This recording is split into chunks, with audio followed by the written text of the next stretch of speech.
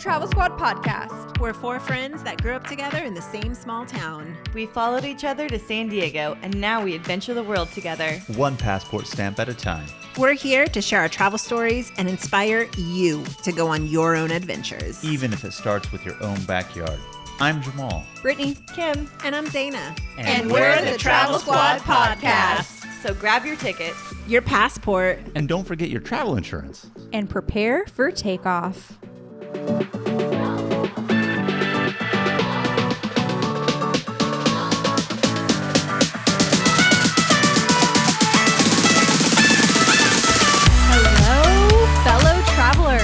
Hello, everybody. Hey. Welcome to episode 49 of the Travel Squad podcast. Today, we are giving you a breakdown of Florida's 3 national parks. Yeah, and Florida's 3 national parks include the famous Everglades National Park, Biscayne National Park, and Dry Tortugas National Park.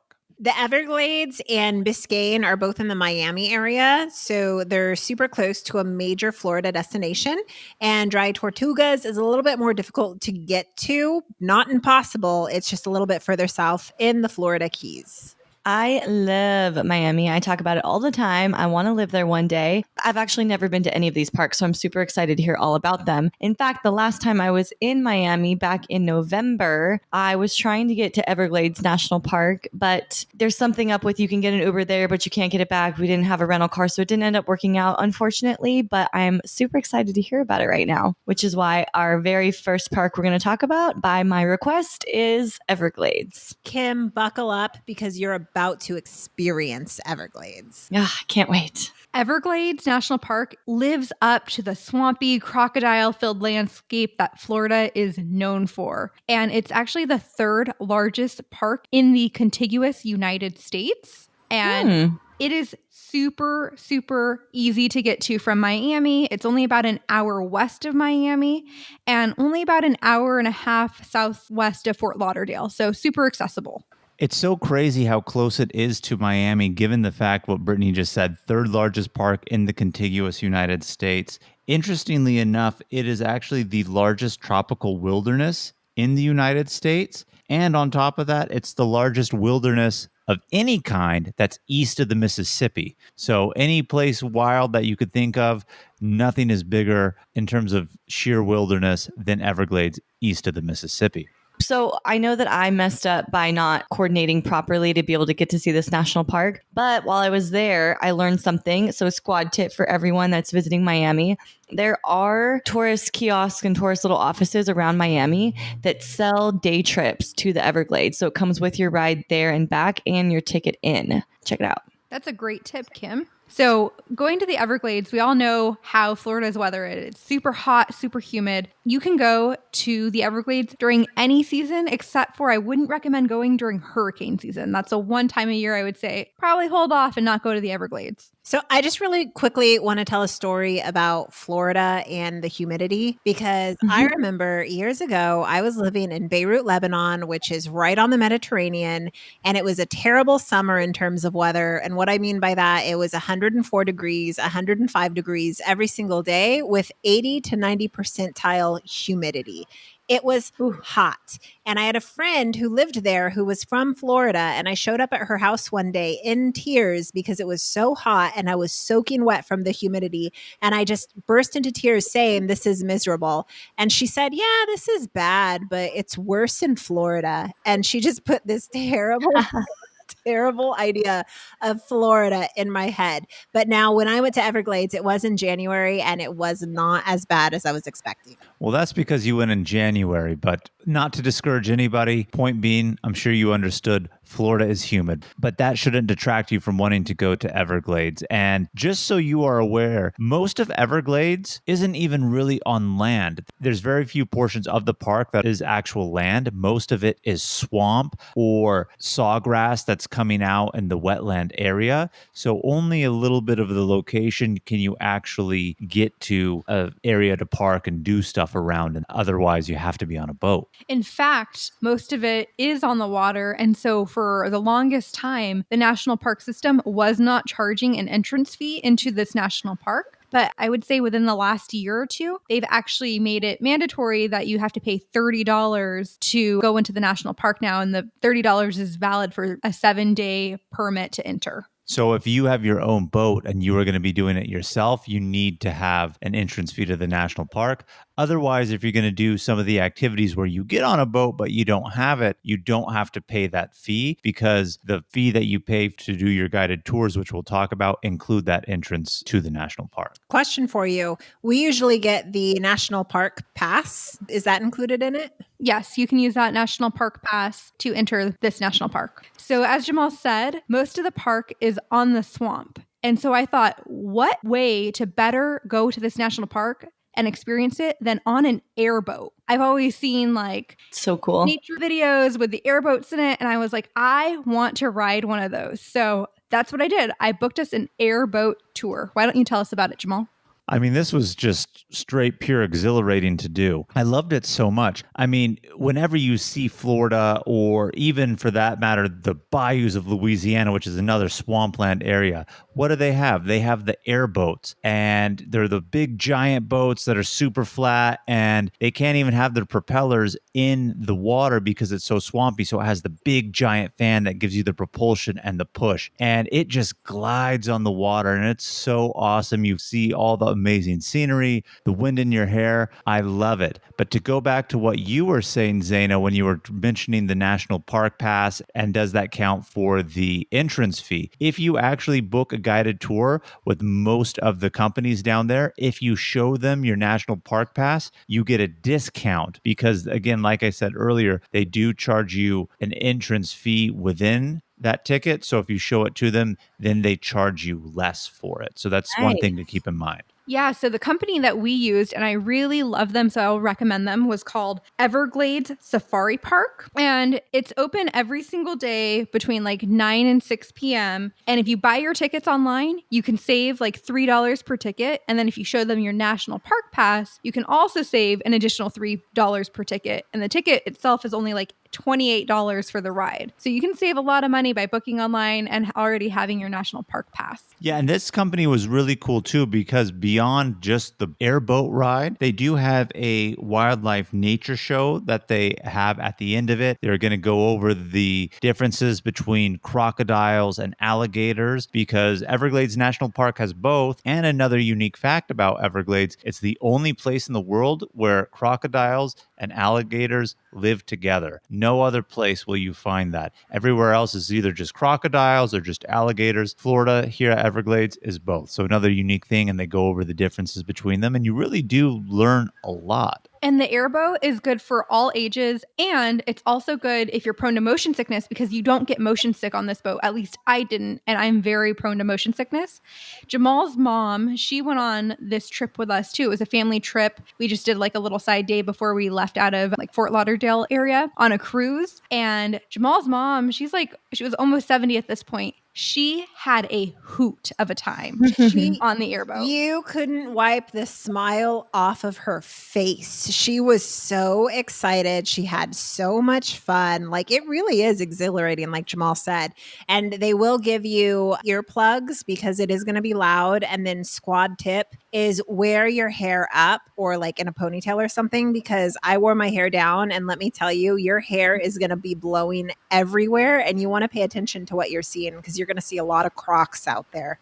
Yeah, so like Brittany was saying, it's really, really smooth. It has the excitement and the thrill of a roller coaster without the jerkiness. Like I was saying earlier, you really do just glide on top of the water, and they do sharp turns without it really feeling sharp. It's just such an amazing experience. But they also will, at some points, turn off the boat, go over what it is that you're seeing, talk about the landscape, talk about the animals. We saw so many crocodiles, alligators, different wild birds. And it's just really unique to be out there. But that's really mostly what you can do. Most people that are going to be visiting Florida, unless you live there, you don't have your own boat. So this is truly the only way to see the Everglades, since most of it's on the water. At the one area that we are familiar with, where it is part of the park on land, they do have a bike trail, but that's pretty much the gist of it. Most of it is to be seen on the water. So I would highly recommend the airboat tours, but there's so much more that you can do if you're visiting Everglades. You can boat, you can kayak, you can canoe. I was a little afraid to do like some kayaking or canoeing. Like I was like, what would happen if we came across a crocodile or alligator, or if we fell in the water? I wasn't really ready to risk my life at a national park, which is why we chose the airboat. But those are some options. Well, I just want to say, going back to our Big Bear episode when we talked about kayaking and canoeing, Brittany and I kicked ass when we were doing that. Brittany and I are very strong kayakers and canoers. And I agree with Brittany. I'm a little timid that a croc may come and somehow push my boat over and or kayak over. I'm going to fall in. But based on yours and Zaina's performance, Kim, when you guys were at Big Bear, if you guys were to do it together, I don't know if you guys would have survived. I think you guys may have been eaten by a croc out there or something. Okay, one, I drank before we went in those canoes, so that's not fair.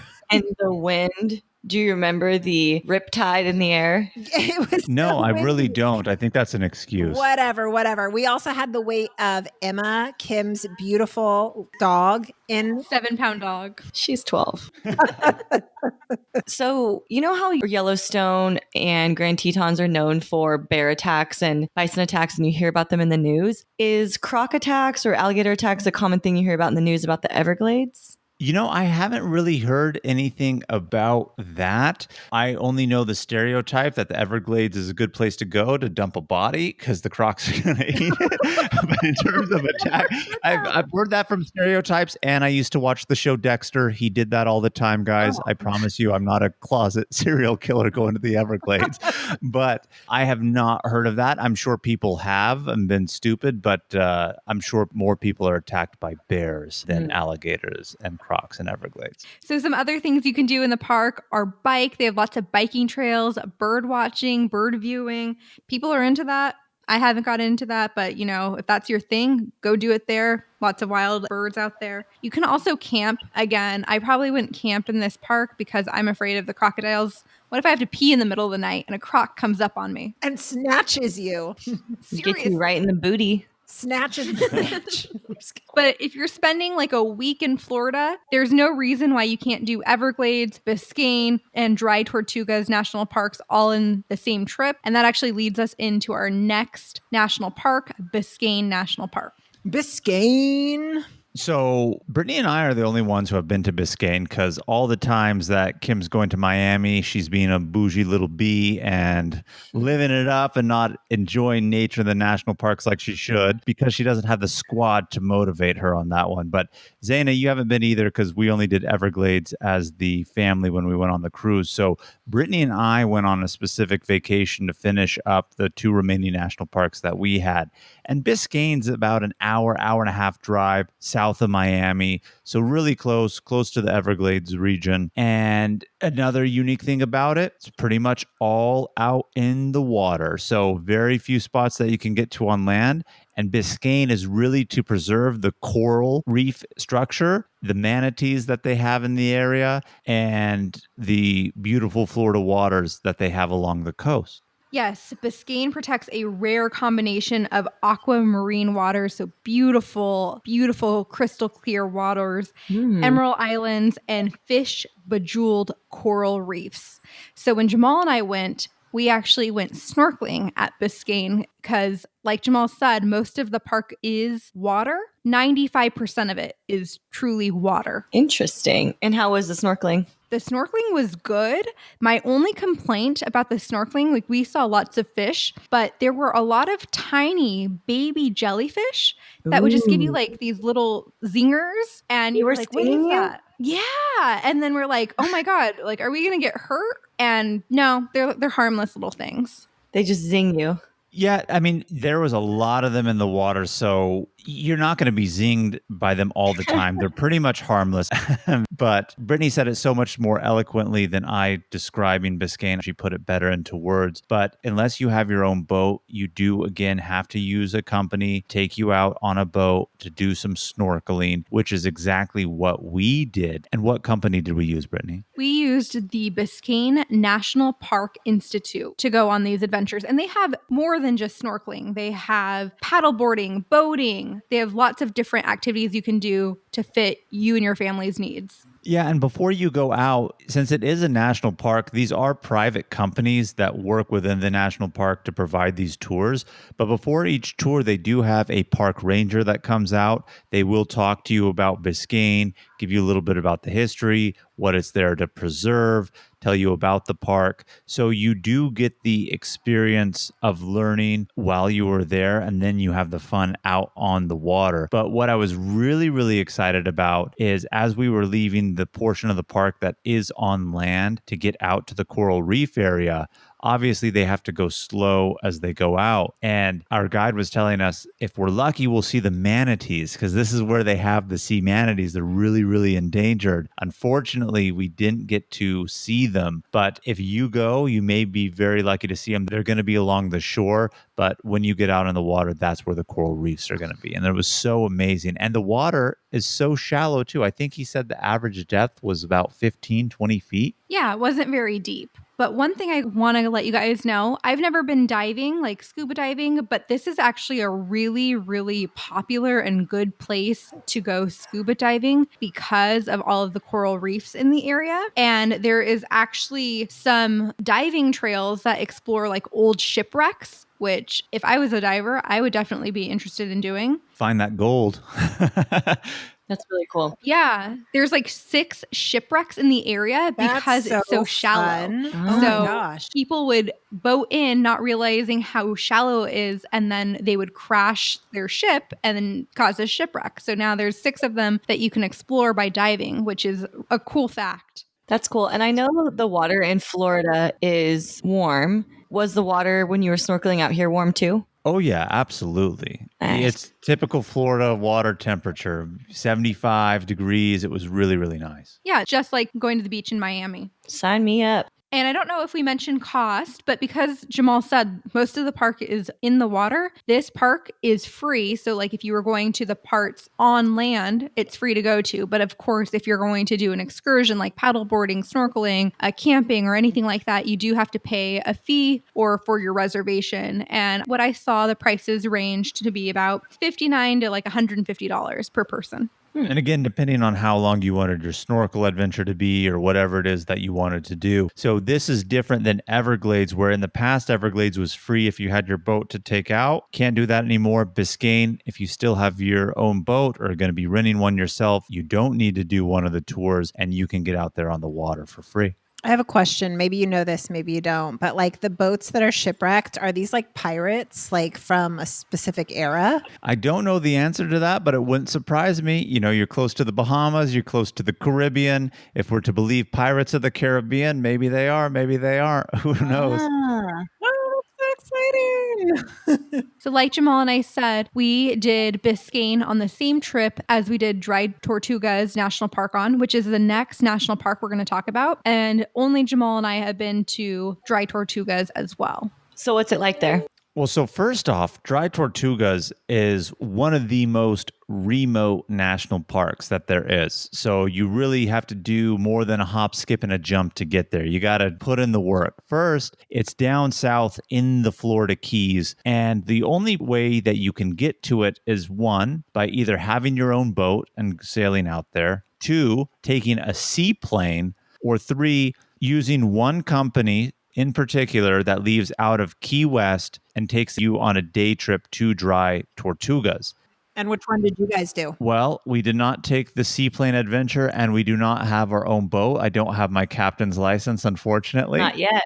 Not yet. That's correct. So we ended up using the tour company, drytortugas.com, and it will lead you to purchase a ticket on, I believe it was called the Yankee Freedom was the name of the boat, but it is expensive. It costs $180 per adult to get out there for your round trip, but it's for the full day. Now, Dry Tortugas is a small cluster of islands that's about 70 miles southwest of Key West, and it's famous famous for a couple reasons. Dry Tortugas. There we have some endangered sea turtles that are out there. So if you know your Spanish, you know tortugas is turtle. But they have a very famous military fort from the 1800s called Fort Jefferson that's on there. And it's actually one of the largest brick masonry buildings in the world. And they housed Civil War criminals at that fort. But it's been decommissioned, but it's still there for historical purposes. Like an Alcatraz. Exactly like an Alcatraz, like the Key West version of Alcatraz.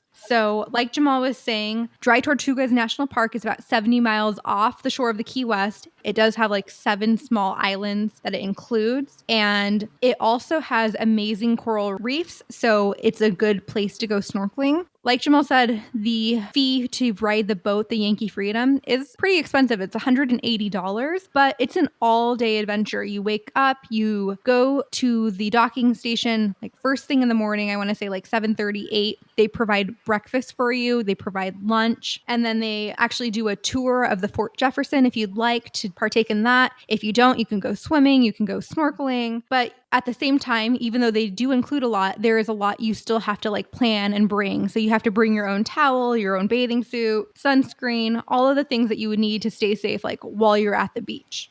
I have a question for you guys. So you said you paid $180, but like, do you have to pay an additional fee because you're entering into a national park? So is there any type of fee for that? No, it was included in the ferry fee. So if you have the national park pass, do you get a discount? No, I don't believe so. I also want to say that the entrance to the park itself is free. Like if you're entering by seaplane or your own boat, I want to say there's no entrance fee to this national park because it's so remote. So everything is included in your ferry trip. Yeah, the other islands that are around in the area that's part of Dry Tortugas, they're not inhabited. No one's on it. One of them does have a lighthouse on it, but there's no structures. There's no place for you to get food out there. So the only place where they actually have legitimate workers is on the island that has Fort Jefferson, which is the one that we were taken to.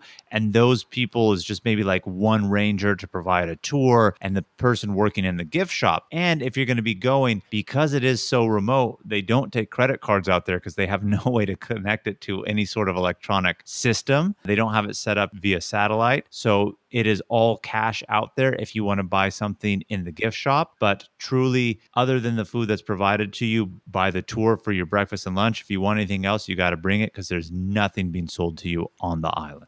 I have a question for you guys again. So you said it's an all-day thing. So like what time did they pick you up? And did you have options to like get picked up at different times for different tours? Or is it like a 1 day, one tour? I want to say it's 1 day, one tour, but the boat stays docked there. So like if you want to sit on the boat for whatever reason or have lunch inside the boat, you're able to do that as well. And I think they do that because it takes 2.5 hours to sail there from the Key West. So they just keep their boat docked there. And then when you're done snorkeling or swimming, they actually have a place where you can rinse off and shower off one end of the boat. And we did say that you can go snorkeling. They do provide you snorkeling equipment while you're there. And while we were there, we found out that there is an area, it used to, I think, support a wharf, and they're just kind of like poles in the water now, but the fish are really attracted to them. So I did some of the best snorkeling I've ever done in my life out at Dry Tortugas National Park. Were you scared of crocodiles? No, they're too far out there. You're in the middle of the ocean at this point. You know, in the Florida Keys, maybe there's crocodiles. And I know we were saying that this is in the Key region. Yes, but it's not part of the main cluster. Like Brittany said, you have to take a 2.5 hour boat ride. It's about 70 miles out. This is a tiny little island in the middle of the ocean. So there's no crocs, no nothing. So you're in a tropical paradise, beautiful water, tropical fish, parrotfish. We even saw some barracudas, but they're all attracted to those pilings that are left from the old wharf. So you're having coral that's growing on that, and you have all the different species of coral that you could see, the brain coral, the fin coral. It's just absolutely amazing. And I've snorkeled in several places in the world, nice places, Hawaii, Philippines, but I will agree with Brittany. This is some of the best snorkeling that I've ever done because all of them are so concentrated in one spot.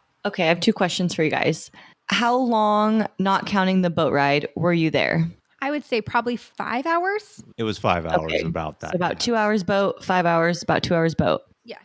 And then breakfast and lunch were included. How was the food? The breakfast was pretty standard. So breakfast was served to us after we started sailing. They had some, boiled eggs, yogurt, bagels with cream cheese, juice, Mm, coffee. Pretty standard. Nothing special really on that end. sounds delicious. It was good. It's nothing that's absolutely special though, right? But for lunch, it was set up buffet style. So you could go back and get as much as you want. They had sandwiches, salad. I believe they had like some burgers and fries too, did they Ooh, not? I love me a buffet. Yeah, so it was set up buffet style. And obviously, then you had your own individual chips. So they had like Doritos and other types of chips too that you could have on the side. Mm. So, and that was on the boat, but you can take your food out and have it on the island, or you could have stayed in the air conditioning of the boat and eaten it on there. So you have all those options of what you can do. Very nice.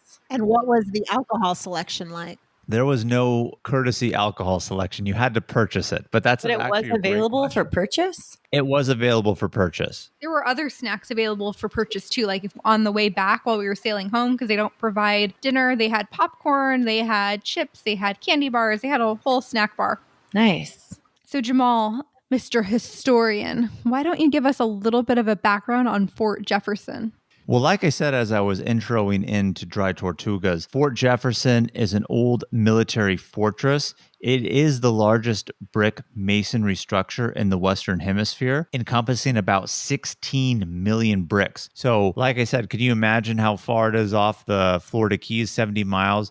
How much bricks they had to bring out on the boats back in those days in the 1800s just to build that. I find that to be quite impressive. Yeah. And it did house 4 prisoners that were convicted in the conspiracy to assassinate Abraham Lincoln. So John Wilkes Booth wasn't out there, the person who killed him, but 4 of the co-conspirators were imprisoned out at Fort Jefferson just as well. What an interesting little factoid. Yeah, I also want to say that people were getting sick out there because there wasn't a lot of fresh water or access to food and things like that. And some of the prisoners were actually being doctors and taking care of some other inmates. Isn't that right, Jamal? Oh my God, I thought you meant the tour. And I Yeah, was me like, too at first. I thought you said they had water.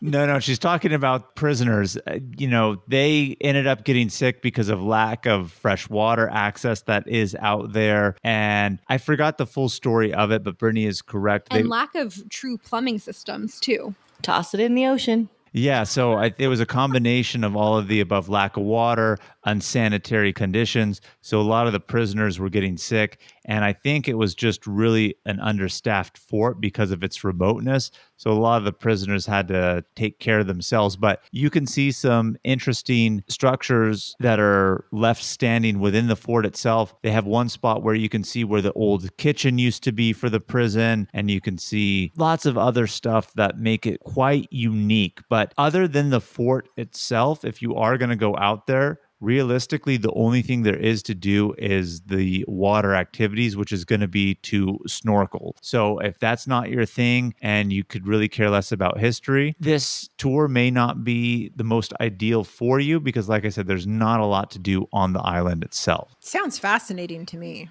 It's a huge structure, like it's a huge fort, and they let you either do a tour with the people that captain the ferry, or you can do your own self-guided tour, and they have some fun facts along the way. And you can go in the stairwells, you can walk on top of the fort, like on the roof, and just get a great view of the island. It's super beautiful, super clear waters that you get to look out to and just kind of like see everything and see everyone out on the beaches and in the water. So I had a great time, but it's a unique place and you're kind of stranded there for 5 hours. So you have to figure out what you want to do. So if you do the tour with the guy who captained you out there, is that at a cost? No, Like, why would you choose one over the other? No, it's free. But like if you wanted to go snorkeling first and you didn't want to do their tour, then you can do your own self-guided tour. Oh, I see what you're saying. Okay, cool. That makes sense. I want to give out a little squad tip here. Around the island, there are several snorkeling spots, but the best location to do is the South Wharf Ruins. That's where Brittany and I went. So again, there are other ruined areas where they have other wharfs and the pylons and other spots around the island where they don't. But the South Wharf Ruins are known to be the better snorkeling on the island. So that pretty much sums it up for the national parks. But while you're at Dry Tortugas, you have to go back to Key West. And while you're in the Florida Keys, you should really just take advantage of that. So I just want to give a few tips about that. Jamal and I stayed in the Key West for 2 days and we had some good eats. We went to the Eaton Street seafood place and they had the best lobster rolls I've ever had in my entire life. I'm guessing, I'm hoping you had key lime pie. Yes, we had to try key lime pie, and Jamal actually learned that key limes were from where, Jamal? Well, the Florida Keys. I had no clue that they're called key limes because they specifically grow in the Florida Keys. And I'm glad you brought that up because even though we had our key lime pie in the Keys, I learned about this when we were going out to Biscayne because when you leave land, you do go through several islands that are privately owned to get out to the main water area. And they were saying that there's a lot of key limes that are on those little islands leading out there. And I was like the pie? Like to Brittany. I didn't want to say it out loud and look stupid. And then she's like, yeah, you didn't know key limes come from here? Had no clue. You learn something new every day. I learned something new with you right now. So we had key lime pie from the Key West Key Lime Pie Company, and they have full pies, or you can buy these individual mini pies, and they're about $6.95. And Jamal and I got them frozen, and you can thaw them out, and when you're ready to eat them, have them fresh, which was what we recommend to do because if you're in the Key West at all, it's so humid. So we just took it home. It was ready by the time we drove to our Airbnb. You can also get them at tons of restaurants. When I did visit Key West, I didn't go out to Dry Tortugas, but I did eat key lime pie fresh at a restaurant. Kim, while you were in the Key West, did you have any key lime beer? I did not. That was a huge miss. Yeah, at one of the restaurants we stopped at, I had a Key Billy, which is an ale with key lime juice, and it was pretty good. That sounds amazing. Would recommend. 10 out of 10? 10 out of 10. Nice. Would recommend. You didn't throw that in there. You got to say the whole 10 out of 10 would recommend. But at the same time, another feature of Key West is going to be the iconic southernmost point in the continental U.S. sign. So Key West is actually 90 miles from Cuba. That sign is a historical landmark. And I don't know if it would be a cool thing to be the homes that live on the corner of that or not, because you have so many tourists that just line up to take their photo of it. But they're going to hate me if they're listening to this. That landmark is at the corner of Whitehead and South Street, but it's a very famous spot where it has the southernmost tip of the United States or the contiguous United States, 90 miles to Cuba. When you were there, you went to it though, Kim, right? I did. You can't go to Key West and not go to it. Right. But one thing I want to say about Key West, and I know we're getting off the national parks, which is what we were talking about, but anyone who hasn't been and you go, I always heard Key West. I always thought it was going to be so nice, beautiful beaches. And I was pretty unimpressed with their beaches, what it looked like. I mean, it was like a college town, which was cool, but it was kind of swampy. And I really wasn't expecting that. I was expecting it to be like pristine because I always thought it was like this beautiful vacation spot. And it just wasn't what I imagined it to be. Yeah, I kind of got the same impression with the beaches specifically. I had really high expectations. And when I got there, they weren't that clean. So I just thought the beaches in Miami were better. But Miami sets the bar so high with the beaches.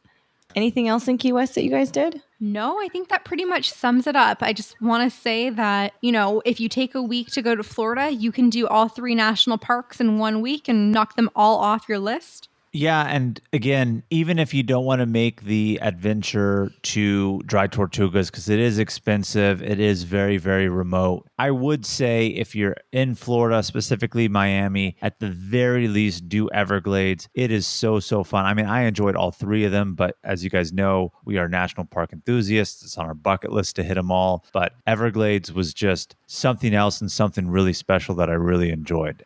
All right. Looks like we don't have a question of the week this week. So please send us in your questions of the week. You can email us, find us on any social media channel.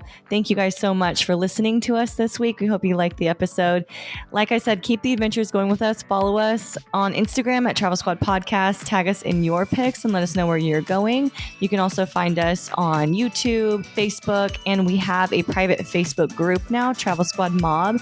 So join that and join the conversation with us there. Yes. And if you found the information in this episode to be useful, or if you thought we were just plain funny, please make sure to share it with a friend that will enjoy it too. And as always, please subscribe, rate and review our podcast, and tune in every Travel Tuesday for new episodes.